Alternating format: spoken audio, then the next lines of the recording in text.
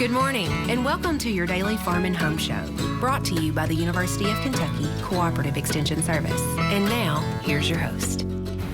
Good morning and welcome to your Farm and Home Show. My name is Joanna, and this morning we're visiting with Steve Garner. He's with the University of Kentucky Cooperative Extension Service. He's the Communications IT Manager there. Good morning, Steve. Good morning, Joanna. Thank you. Well, I'm glad you're here today because it is October, and that's a lot of times when we think about cybersecurity, and you've got some great tips for us today. Yes, thank you, Joanna. Yes, this is the 15th year for National Cybersecurity Month. The Department of Homeland Security created it 15 years ago, so October is a great month for us to think about how technology touches everything in our life. First thing I'm going to talk about is your home and what kind of technology you have in your home. People have everything from cameras set up, the Ring doorbells. You have your home network, your wireless network. There's things like refrigerators connected to the internet now. It's basically called the Internet of Things. All kinds of different things that are connected to the internet that you can access from your phone, etc.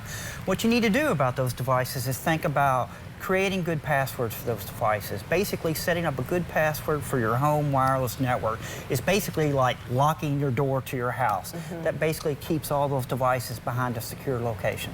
Absolutely, and so that other people aren't accessing your network. Absolutely, you don't want people. There's been stories about people driving around just looking for wireless networks that were open and they could get to.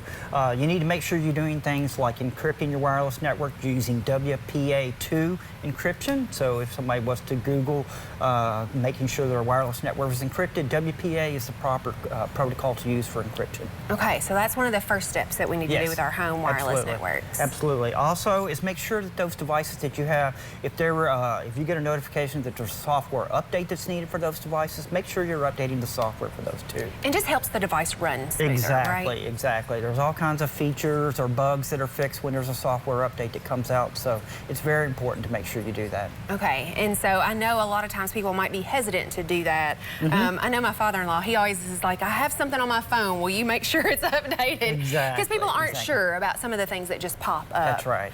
But it is be careful important about those pop-ups too. Yes. Not everything that pops up is good though, definitely. So another thing we want to make sure of too is any of your accounts that you use online, make sure you're using a good username and password. Changing that password regularly. I know we all have tons of passwords. I've probably got 50 plus passwords that I need to keep up with and so forth. One of the things you can use for keeping up with that many passwords is called a password manager. It's basically a web tool that can keep a log of your passwords and help you manage those passwords, help you log into different websites. You may think, oh well, I got all my passwords in one location now. If the bad guy gets into that, is that a good situation? No, it's not a good situation, but most of these sites have been around for a long time. They're secure. They're recommended by security professionals to use them. A couple of them are LastPass, Dashlane. There's another one out there, Keeper. They're all good. But anyway, if you want to manage, if you're having trouble keeping up with all your different username and passwords, definitely don't use the same password on every site.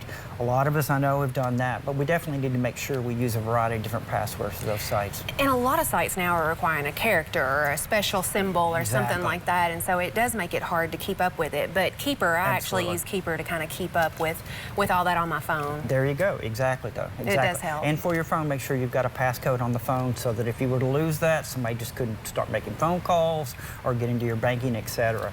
Another thing with banking, particularly with banking, is make sure you're using multi-factor authentication.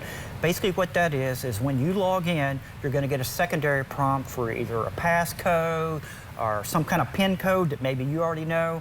But that's critical. That way, if somebody was to get your username, password to get into your banking site, there's still one more layer of defense before they can get into your account. And I know some people get irritated by that, but it's just for their safety. That's right. That's right. It's for your safety. It's for their safety. It's, no one wants to lose their money. We hear horror stories about people, and a lot of times it's hard to get that back. So definitely make sure you're using the multi-factor authentication.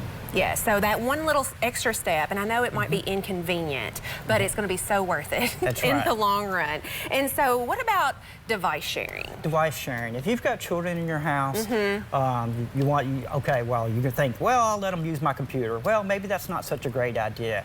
Here's what I would recommend you do there is have a secondary account on that device that the children can use. That way, if they log in, they're not getting into any apps or stored passwords for programs that you have. So always think about setting up a secondary account for the children or have them their own device. Yeah, and there's tutorials online to kind of walk you through how to do that on a computer. Definitely. All right, well, thanks for the information. And if you have questions about National Cybersecurity Month, you can contact your local extension office. Thanks for watching and have a great day. Thank you. If you have questions about today's topic, please call the Warren County Extension Office at the number on your screen. Thanks for watching and have a great day.